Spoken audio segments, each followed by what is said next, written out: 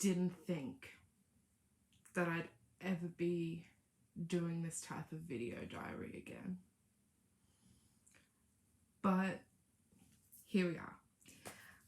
And this time, it's not because I'm leaving it as almost a suicide note, which is what I was doing last time. Last time I genuinely did think that I was gonna pop off and that would kind of be my last little goodbye to everyone. It would kind of be my explanation of why I left. The thoughts are there. I definitely am having all the thoughts of doing something stupid, but I'm not going to. And the reason I'm not going to is because I know my heart isn't in it. It's only my head, if that makes sense. Like, if you're going to do something stupid, all of you has to believe and really want to do it. And right now, it's just my head that's saying, you know, it's time to go. It's time to exit game, leave world. My heart doesn't want to, though. So that's why I'm going to stick around, because I know my head will change its thoughts eventually. So we're just going to push through it like we always do. But I kind of wanted to do this to get it all out. I don't know, there's some sort of, I don't know how to describe it, because like on the internet there's always so many people complaining about people getting on the internet and crying and making a fool out of themselves. That's not what I don't plan on crying. Let's hope I don't cry, because I'm a really ugly crier. I guess I do this so that in, whether it's a few months or a few years, I can look back and know I've made progress. Like, I don't watch the old videos that I made, but I remember making them. And I can look back and I know how much has changed since I made those videos. I don't need to watch them to know what has changed. So maybe whenever I'm back in this position again, just being reminded of how it was will help me know that things have changed and that I haven't gone exactly back to where I was before. Because when you get into these moments, so much of your body and your mind, I can't even say body because I know it's all in my head, but so much of my mind is telling me that things have not changed and that I'm exactly back where I started. Whether that be, was it two years ago when I made these diaries? It wasn't last, 2 years ago. Or whether it was when I first went to hospital in 16. Or, you know, when I first got diagnosed in 2014. There's a part of me that's saying that nothing has changed. But I know that logically, a lot has changed. At the moment, and you know,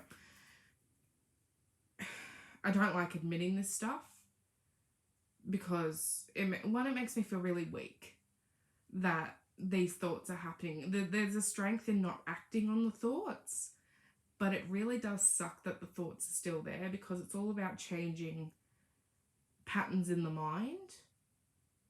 And so the thoughts still being there shows that the pattern hasn't changed. Now, maybe not acting on the thoughts like I would have 2 years ago or 6 years ago or whenever is enough of a change.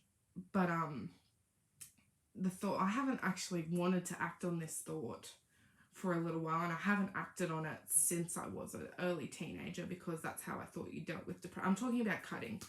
You know, I remember girls in high school. God, high school was weird. Coming up to me and being like, oh, look what I did to myself because I'm so sad. And in my mind, I was like, oh, I'm sad, so this is what you do if you're sad. You know, you do this to yourself. Okay, so I'm this sad. This is what I need to do.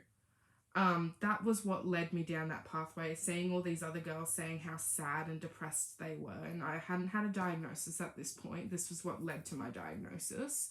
Didn't have a diagnosis at this point, but I was going, well, I'm this sad. If this is what I need to do to show that I'm this sad, then that's what I'll do. But the thoughts are there again. Now, the reason I don't act on the thoughts are because I know they're very illogical. You know, it's not going to achieve anything.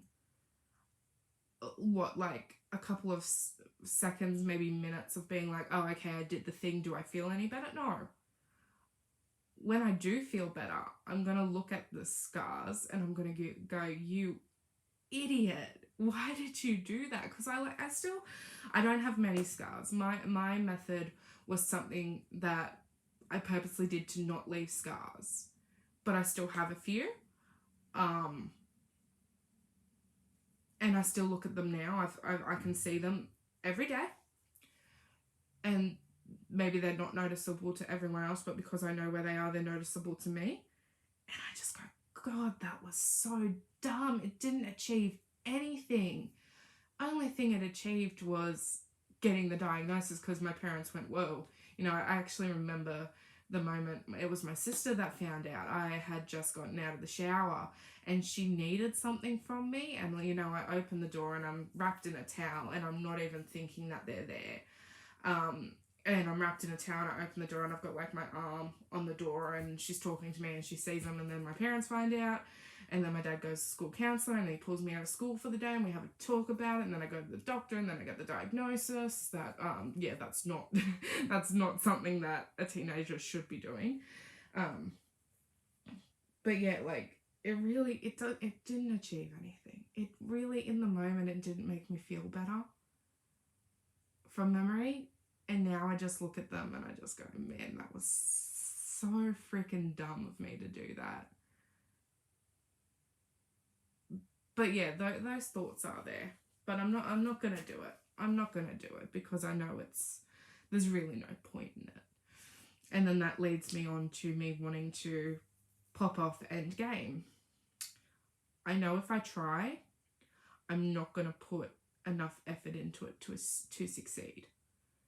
You know, there's methods that you know are going to work, that there's no way that you can survive. Those are not the methods that are in my head. The methods that are in my head are ones that I'd most likely come out the other side. I'd be very injured. I'd be very sick for a while. But would I actually die? Probably not. You know, and I think that's really interesting because, like, the statistics are that more men die from suicide, but more women attempt suicide. And I think that's because when men attempt, they do things that they know won't fail. Like, they use a gun or they get in front of a train. You know, the likelihood of surviving those incidents are very low, whereas women will, you know, take pills or cut or get into car accidents, and you are more likely to come out on the other side of those things. And you know, if I do come out on the other side of those things, selfish as it sounds, I don't want to see my parents and my family's reaction to that. You know, there's that part of me, and it's never going to be true. There's that part of me that just hopes and wishes that I could just disappear and no one would care. Not in the sense that they never cared, but like I never existed. Like, my disappearance has no impact on them because they have no connection to me. But that's not how life works. They do have connections to me, and the cruelest thing I could do to them would be to leave. Because something my dad has always said is that suicide, yes, it ends your pain, but it just gives your pain to other people. And that's not what I want to do. I don't want to hurt anyone else. I want to go away to stop what's happening with me, not to pass it on to anyone else. It's not fair. It's really not fair. And, you know, I've got a lot of reasons to stick around. a lot more concrete reasons to stick around, I guess. You know, I think the last time I did these videos, there were ideas of why I could stick around, of what would happen in the future, but some of those things have come into life now, and I don't want to leave for those reasons. And the main one being I now have a baby niece, Abigail. Oh, I love her so much. She's not even my own child. And I didn't know, like, how much you could love a baby. Like, you know, you hear about it all the time from parents or from movies and TV shows and stuff, how much their lives change and how much they would do. But it's usually for their own child. They say, like, you never know true love until you hold your own child. And maybe I won't. Maybe the love, if I ever have children, I don't think I will, but if I do ever have children, maybe the love will be a different love. But it's just amazing. Like, I words are escaping me at this moment because I don't know how to describe it. And, like, I guess if you have children, then you know. But there's no way. You know, I want to stick around and see her grow up. I really do. But one of the other things as well, see, now I'm starting to be that idiot crying on camera. Jesus. One of the things as well is that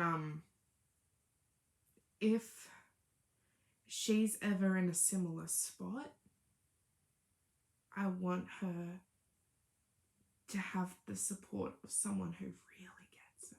Because there's people that get it. There's people that get it on a surface level, and then you meet people with similar conditions and you know that they get it in their own way. And it does hit different to meet those people who are similar, because, like, even right now I've just got a person at work who's got very similar conditions to me, and we talk about, and I know when I make jokes or I talk about it, she gets it. She does get it. Whereas when I talk to other co-workers who don't have similar issues, they get it on a surface level.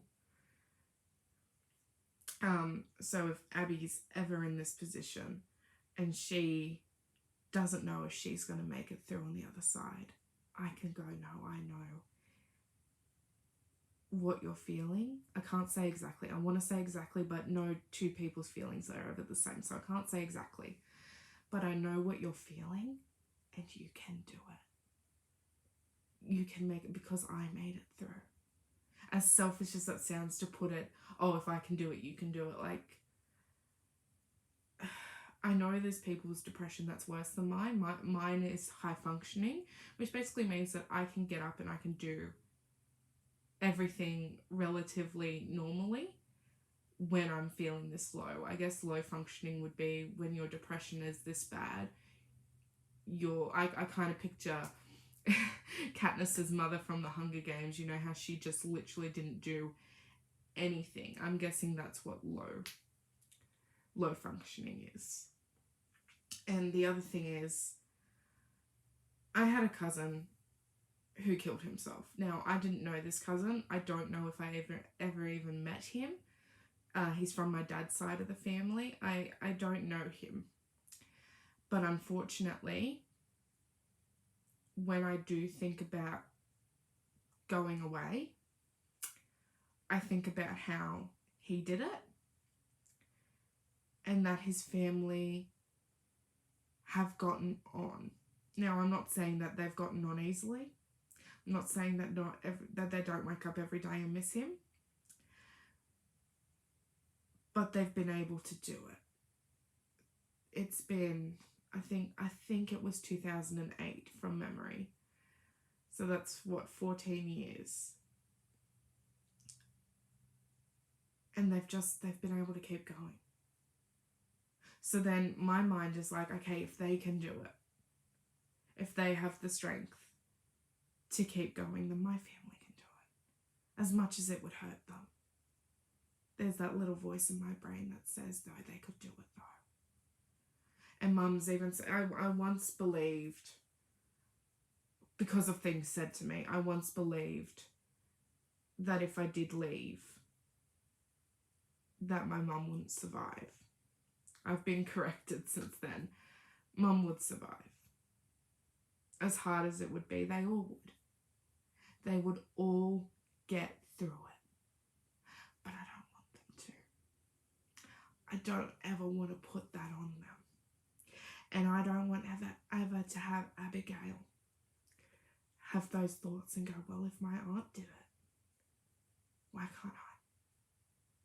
If my aunt couldn't get through it, why do I have to? Because I have those thoughts, as selfish as they are. If my cousin couldn't get through what he was going through, why do I have to get through it? Why do I have to keep fighting the bad thoughts and getting up every day and doing the things that I have to do? Because it'd be so much easier to just not do it. But I never want Abigail, never want her to be in that situation. You know, never want her to have to hear why she doesn't know her aunt. Because that's not fair. That's not fair on her.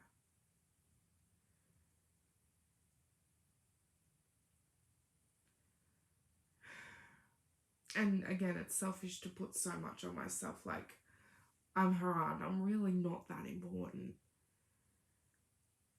But I guess, again, I think of if I was in that situation, if I had, like, thinking of where my brain is right now, if I had an aunt, if my aunt had done it, it would make it that much harder to find reasons to stick around.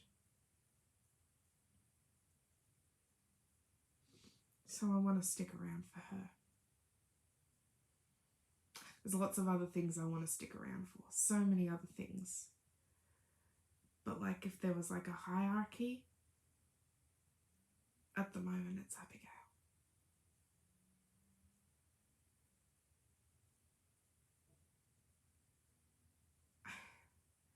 I feel like a broken record. I know I keep repeating myself, but just,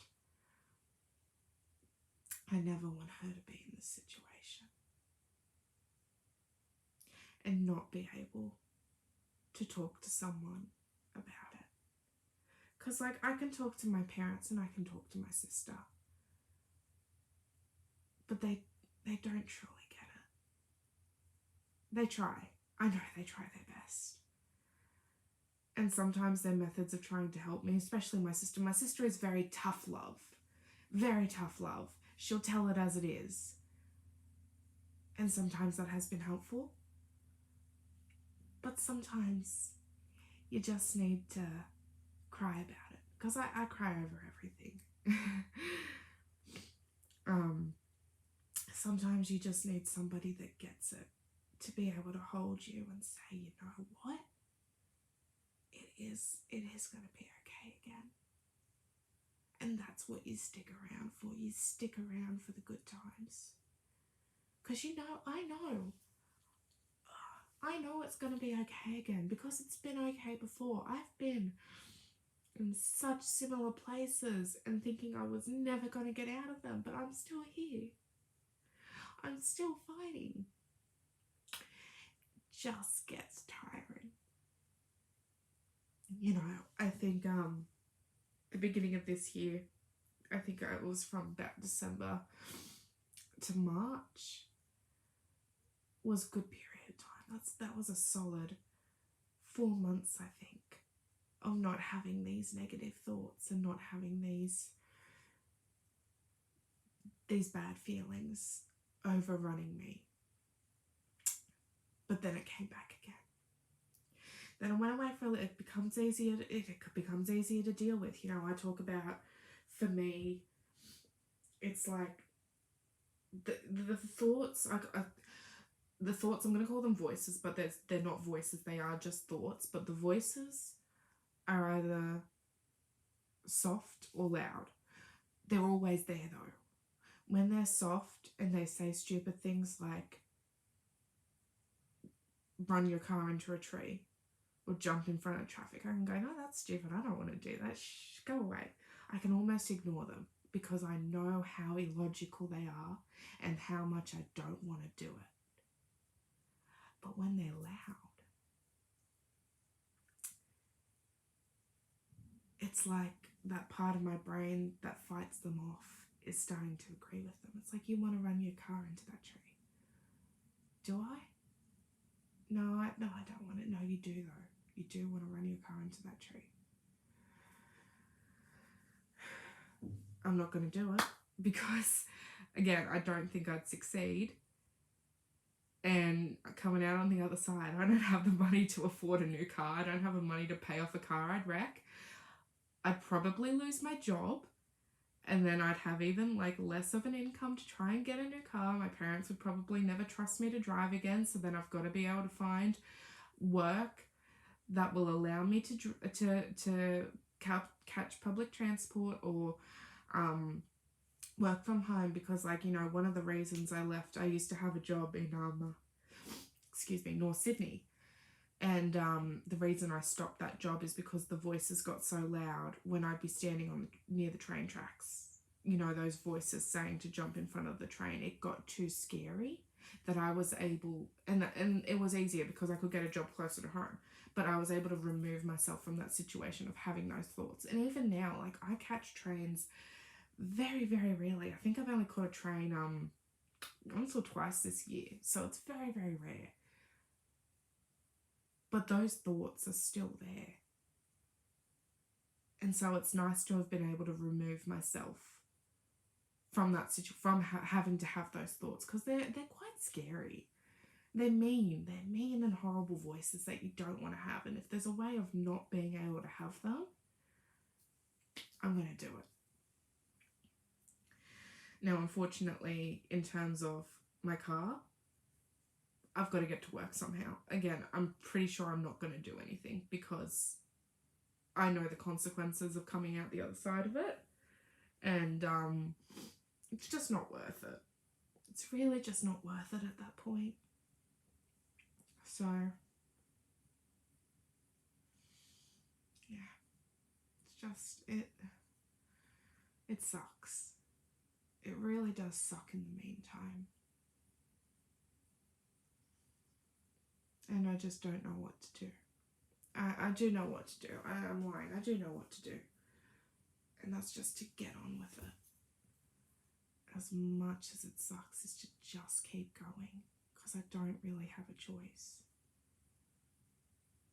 You know, as much as I want to lie in bed, curled up in a ball and not have to face the world, I know the consequences of it, and the consequences would be to lose my job.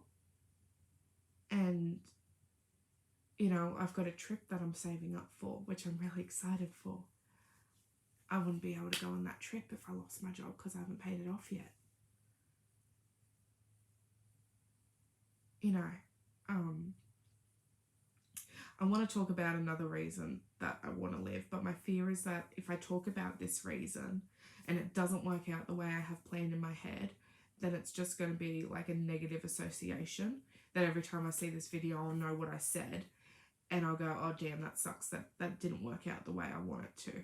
So another reason to live, not mentioning the one that I am thinking of, is that I'm going to London in April. That is really exciting.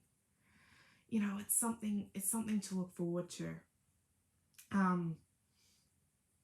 You know, going and seeing Harry Potter film locations and getting to see like London tourist attractions. I'm really excited actually. So that's something I've got to look at. You know, each month for the next few months I've got something to look forward to. October I've got a special date coming up. November is my niece's first birthday. Oh, that is so exciting.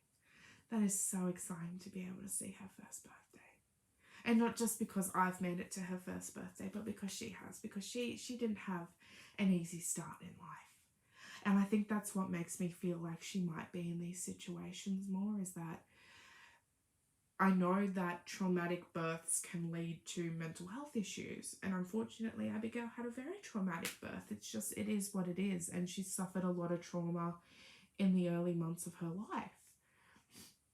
And I joke that when the psychiatrists ask her, you know, what happened in the beginning of your life, she has to mention all of this stuff, because all of this stuff will be key to finding out why she has mental health problems. Because my mental health, a lot of times mental health is based on trauma. Mine is not whatsoever.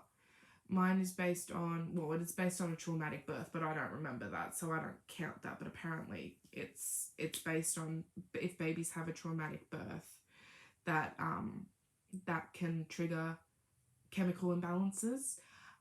It's also something that runs in my family. So with those, being aware of those things, I think also makes me feel that I need to stick around just in case Abigail, she may never have to talk about this sort of thing with me. She may only go through the highs and lows of being a teenager.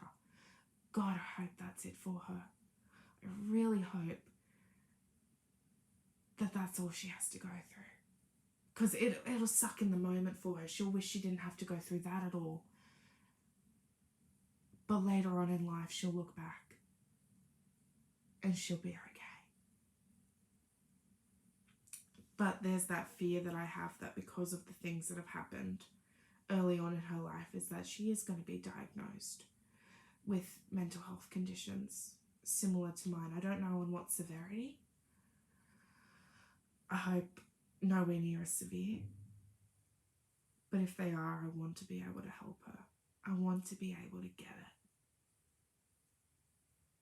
And it's not just with Abigail. I have cousins. I have cousins as well that I do think about, that if they ever need someone to talk to, even if it is just about the shit that you go through high school. Like, I remember that. Can't say like it was yesterday, but I do remember that. And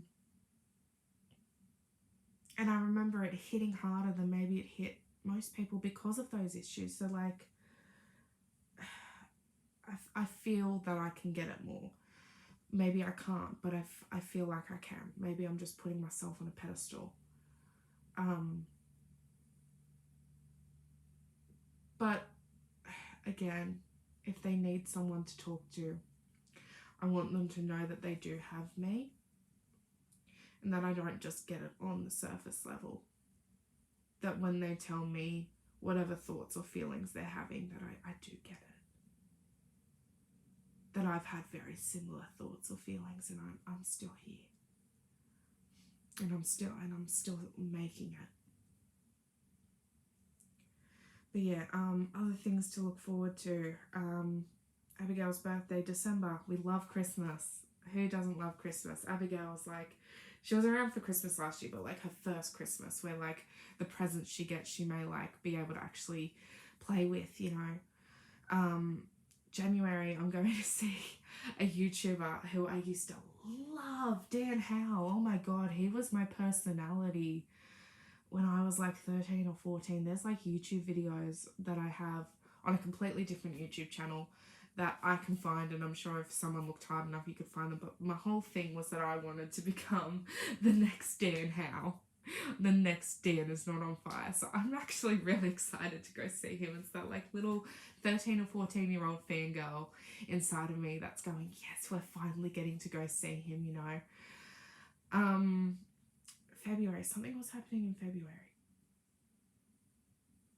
Oh, I've completely forgotten what's happened. Something is planned in February. Completely forgotten what it is. But March is my birthday.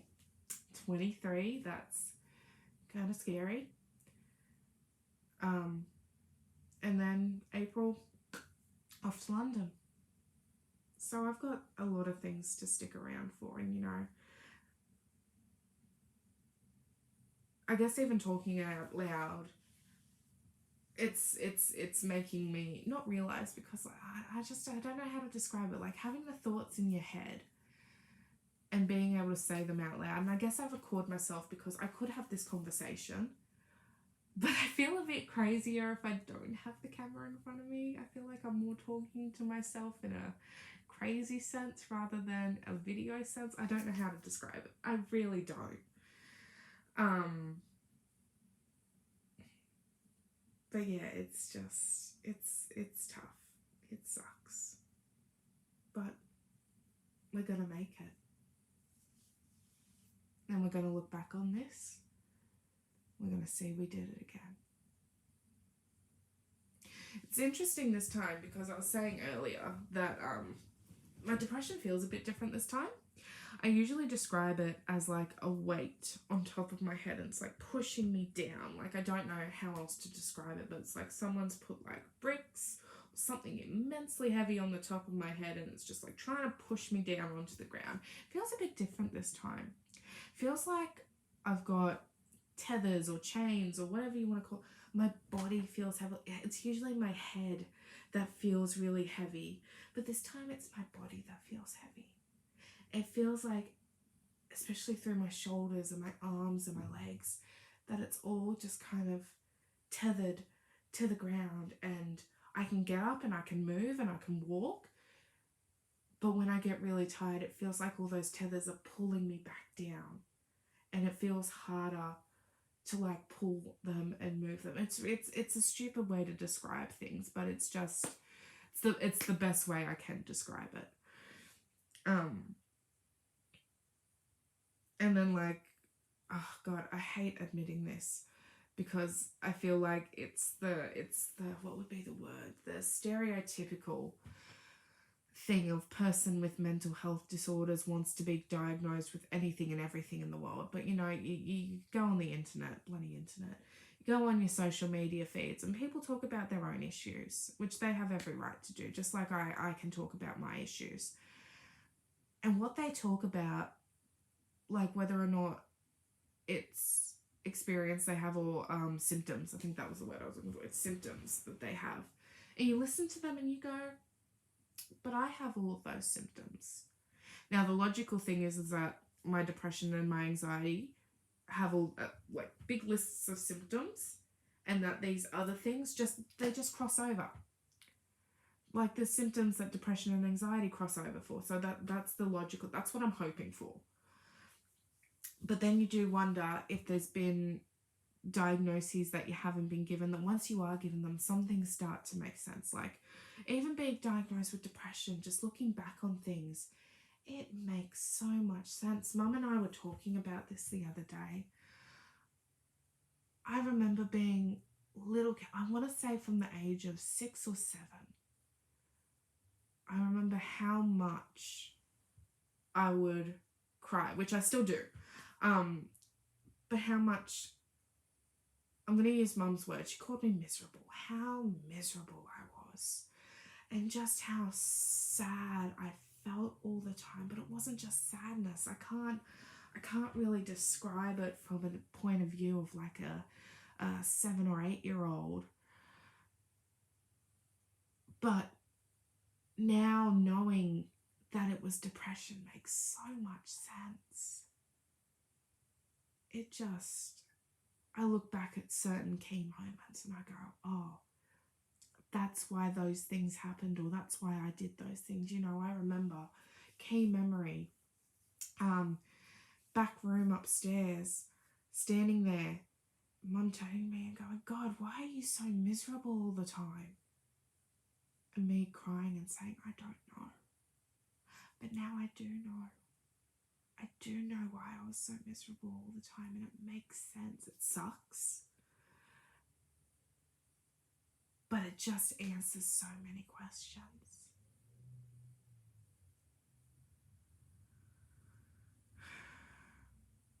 So yeah, again, these things that I think might be going on in my head might just be coincidences of having an official diagnosis of depression and anxiety, that these symptoms just might cross over.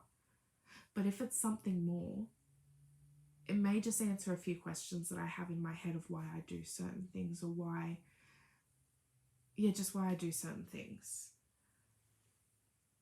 So that's something I've got to talk to a doctor about, and maybe I'll come back here and I'll update it and go, yes, I have answers, or no, it turns out it was all just in my head. Because it really doesn't surprise me when things just turn out to be in my head. It happens so often where things just turn out to be completely in my head.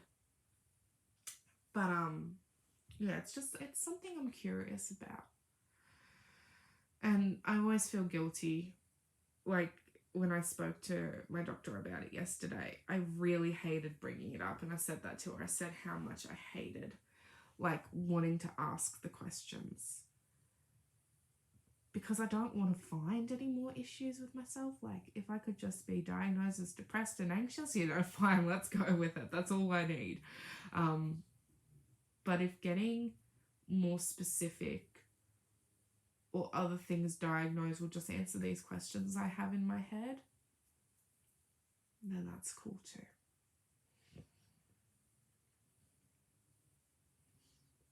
Is there anything else I want to talk about? No. I think I'm good for now. I feel a bit better after talking, I'm not going to lie. Again, I feel weird doing this. But there is some sort, I think, is cathartic the right word? Catharsis? There's some sort of catharsis in it. I'm going to look that word after. So if I'm wrong, I'm sorry. But yeah, I do feel a bit better now, having talked about it. So, Madison, in the future, if you're watching this, you did it.